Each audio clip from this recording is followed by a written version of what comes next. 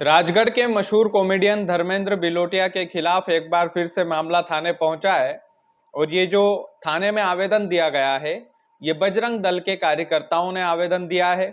आखिरकार धर्मेंद्र बिलोटिया ने ऐसा क्या गुनाह कर दिया था कि उनके खिलाफ थाने में आवेदन दिया गया है? क्या वाकई में धर्मेंद्र बिलोटिया गलत है?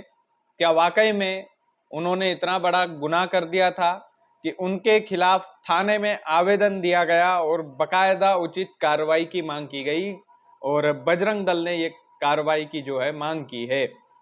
पूरा मामला समझेंगे। नमस्कार, स्वीकार कीजिएगा, मेरा नाम कृष्णपाल राठौर है और आप म्हारो राजगढ़ का यूट्यूब चैनल देख रहे हैं। राजगढ़ के चर्चित कॉमेडियन है धर्मेंद्र बिलोटिया, मिलियंस में उनके फॉलोअर्स हैं, लेकिन उनके खिलाफ नरसिंहगढ़ के थाने में आवेदन दिया गया बजरंग दल के द्वारा और बकायदा कार्रवाई की मांग की गई है। सबसे पहले आपको आधा मामला समझा देते हैं, उसके बाद इस बात की भी चर्चा करेंगे कि भैया जो धर्मेंद्र बिलोटिया है क्या वाकई में वो गलत है।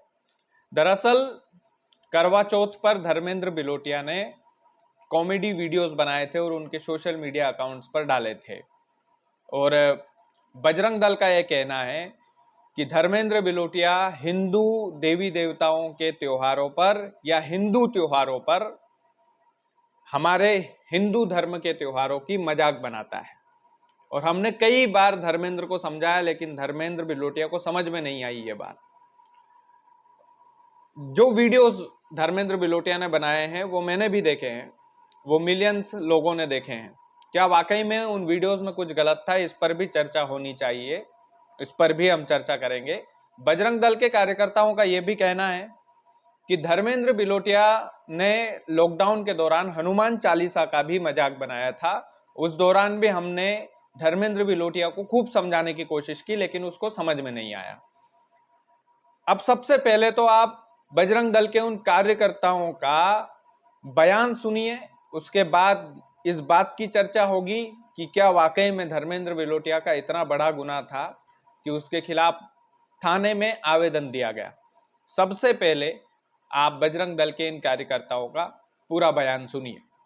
थाने में किस विषय को लेकर आवेदन दिया गया? आज थाने पे जो यूट्यूबर है धर्मेंद्र बिलोटिया, उसके द्वारा प्रत्येक हिंदू त्यौहार पर प्रत्येक हिंदू धर्म को टारगेट करते हुए वीडियो बनाया जाता है, जिससे हिंदू समाज में कहीं ना कहीं आहत की भावना है। अब हिंदू समाज कोई भी कार्य होता है तो हमसे अपेक्षा करता है भाई साहब आप लोग क्या कर रहे हो। तो ऐसे जितने भी यूट्यूबर हैं, हमें नहीं मतलब इंदौर में क्या हो रहा है, भोपाल में क्या हो रहा है, लेकिन नरसिंहगढ़ क्षेत्र में इस प्रकार की गंदगी किसी की भी बजरंग दल बर्दाश्त नहीं करेगा।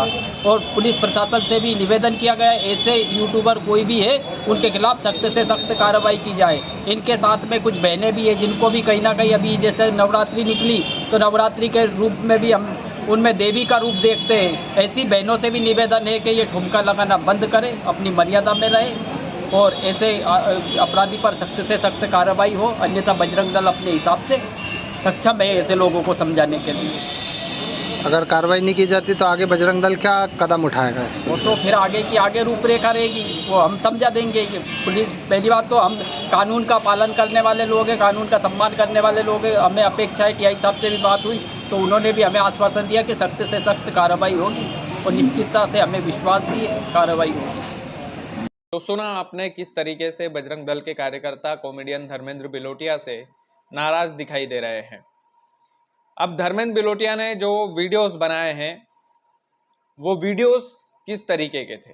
करवा चौथ का क्या वाकई में मजाक बना है? करवा चौथ त्योहार का क्या वाकई में इतना बड़ा गुनाह धर्मेंद्र बिलोटिया ने किया है कि उसके खिलाफ कार्रवाई होना ही चाहिए? दरअसल सही बात तो यह है कि बजरंग दल के कार्यकर्ता अपनी जगह सही है। बजरंग दल के जितने भी कार्यकर्ता हैं वो अपनी जगह सही है, क्योंकि उनका काम है कि भैया जो भी धार्मिक भावनाओं को ठेस पहुंचाए ऐसे लोगों के खिलाफ वो कार्रवाई की मांग करें।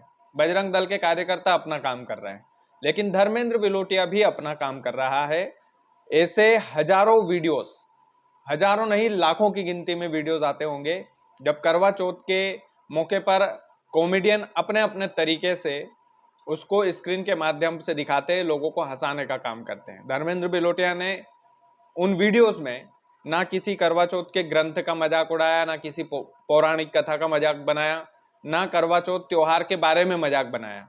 वो एक पति पत्नी की कॉमेडी है और पति पत्नी के जोक्स लाखों हजारों में सोशल मीडिया पर लोग डालते हैं, इसमें कोई दो राय वाली बात नहीं है।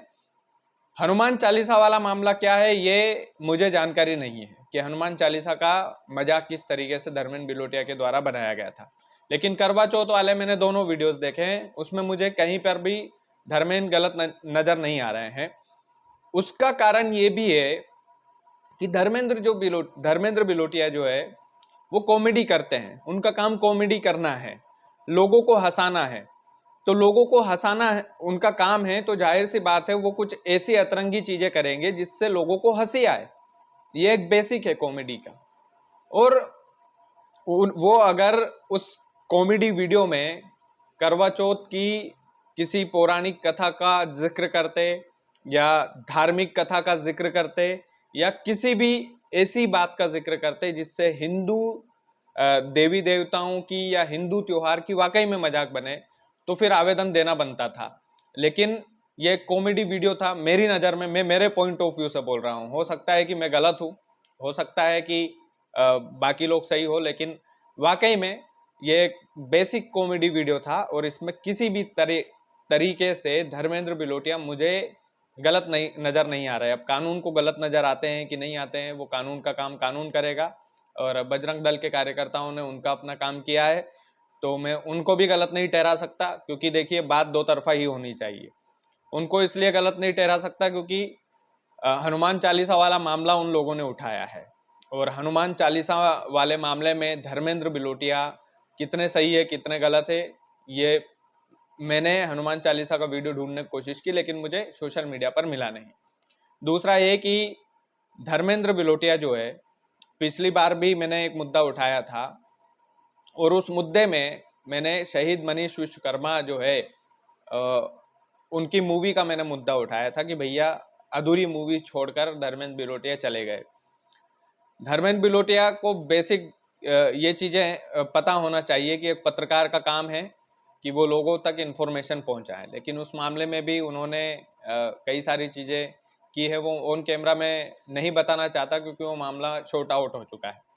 लेकिन एक बात यह है कि नरसिंहगढ़ थाने में ही इनके खिलाफ आवेदन दिया गया है। लोकल नरसिंहगढ़ के एक गांव में धर्मेंद्र बिलोटिया रहते हैं और मैं अच्छे से जानता हूं कि उन्होंने मिलियंस में फॉलोअर्स कमाए हैं, लेकिन वो ऐसा काम भी क्यों करे जिससे राजगढ़ के उनके नरसिंहगढ़ के लोगों की भावनाएं आहत हो। सबसे बड़ी चीज ये है राजगढ़ के लोगों की अपील, राजगढ़ के लोगों की एक कोई भी अगर उनसे अपील करता है या कोई भी उनसे ये मांग करता है कि धर्मेंद्र भाई ये चीज गलत है यार, इस चीज को मत करो, तो कम से कम उनको अपने लोकल लोग जिन्होंने उनको सपोर्ट करके वहां तक पहुंचाया है उनकी बात का सम्मान रखना चाहिए, चाहे वो सही हो चाहे वो गलत हो।